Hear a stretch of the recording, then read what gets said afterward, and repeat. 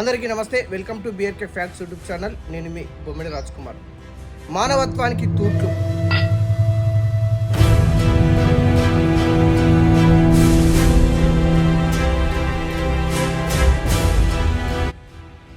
మేడ్చల్ జిల్లాలో జీడిమెట్ల ప్రాంతంలో ఘోరమైన సంఘటన. తల్లి మందలించిందని ప్రియుడితో కలిసి కన్న తల్లిని హత్య చేసిన ఓ 10వ తరగతి విద్యార్థి.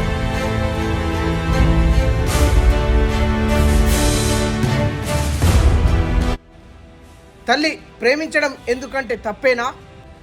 చదువుకునేటువంటి సమయంలో ఈ ప్రేమ పిచ్చేంటి అని తల్లి మందలించిందని కన్న కూతురే తన ప్రియుడితో కలిసి తన తల్లిని గొంతు పిసికి తలపై బలమైన రాడుతో కొట్టి చంపినటువంటి సంఘటన మన హైదరాబాద్ నడిబొడ్డులో జరిగింది.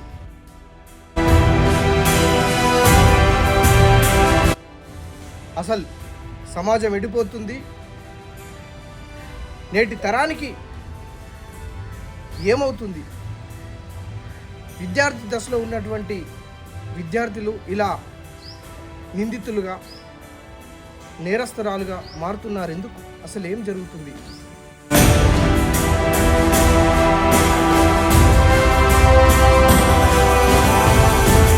ఈ సంఘటన ఎన్నడూ ఊహించినది, ఎక్కడ జరిగినది. అసలు ఏం జరుగుతుంది?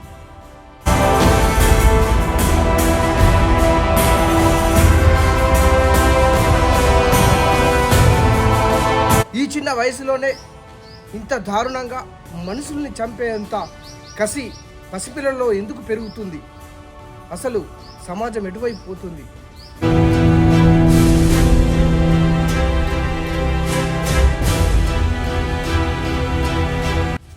ఇది కేవలం చట్టం సమస్య కాదు, సమాజం యొక్క సమస్య. మన పిల్లల పట్ల ప్రేమతో సరి అయిన మార్గనిర్దేశం చేయాలి.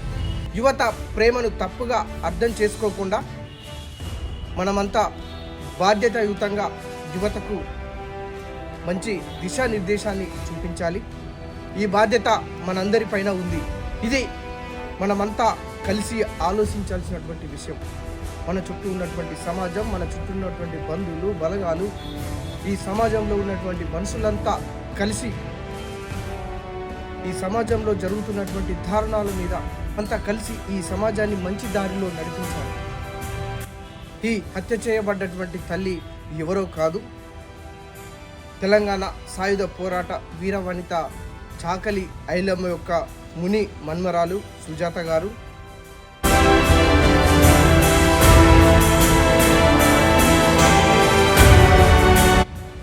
చదువుకోవాల్సినటువంటి యువత పెడదారి పడుతూ గంజాయి మత్తులో, ఇంకా అనేక రకాలైనటువంటి మాదక ద్రవ్యాల మత్తులో ఇలా సినిమాలు, షికార్లు, సెల్ ఫోన్ వ్యసనాలతో ఇలా బరితెగించి హత్య చేయడానికి కూడా సిద్ధపడుతున్నారంటే వాళ్ళ మెదడు ఎంత కలుషితమైపోతుందో మనకు అర్థమవుతూ ఉంది.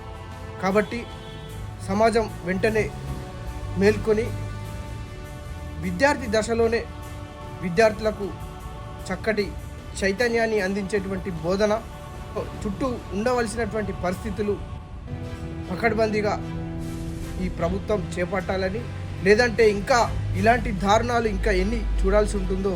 కాబట్టి ఇప్పటికైనా సమాజంలో ఉన్నటువంటి మేధావులు, సమాజంలో ఉన్నటువంటి గురువులు అందరూ మేల్కొని ఇలాంటి దారుణాలు, ఇలాంటి దాడులు, ఇలాంటి చర్యలు మళ్ళీ పునరావృతం కాకుండా ఈ ప్రభుత్వం పైన దృష్టి పెట్టి, ఈ సమాజం పైన దృష్టి పెట్టి, ఈ సమాజంలో ఉన్నటువంటి ఈ దారుణాలు, దాడులు జరగకుండా కావాల్సినటువంటి చర్యలు తీసుకునేటువంటి ప్రయత్నం ప్రభుత్వం పైన ఒత్తిడి తీసుకురావాలని కోరుకుంటున్నాం.